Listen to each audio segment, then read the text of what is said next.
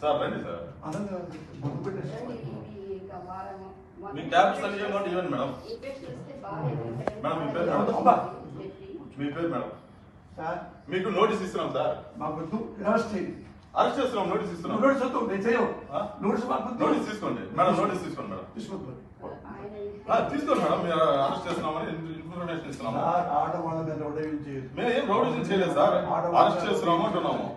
మా ఆవిడ సొంతం అదే దూకుతా అంటున్నాం. అదే మేము అందుకే ఉన్నాం.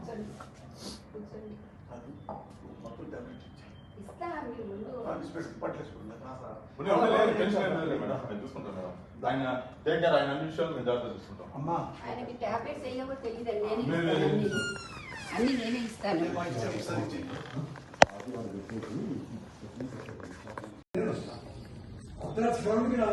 ఏ నోటీస్ ఇవ్వకుండా మీరు ఎవరో తెలియకుండా నోటీస్ ఏం లేదా? మీరు లోపలికి తీసుకురండి. రాజలోకి తీసుకురండి. మీరు ఎవరు రాజలోకి తీసుకురండి. నోటీసు పంపిస్తే నేను హాస్పిటల్కి వెళ్ళి ట్రీట్మెంట్ చేసుకొని వస్తా. అంతే సార్. మేము అరెస్ట్ చేస్తున్నాం సార్. మీరు కోఆపరేట్ చేయండి.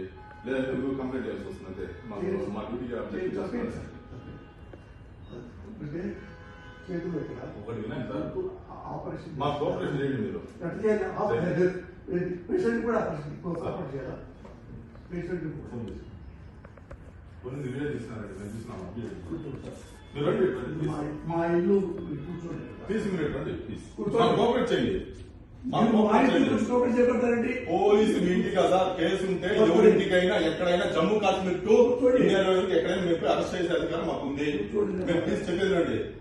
పోలీస్ కి BNSS యాక్ట్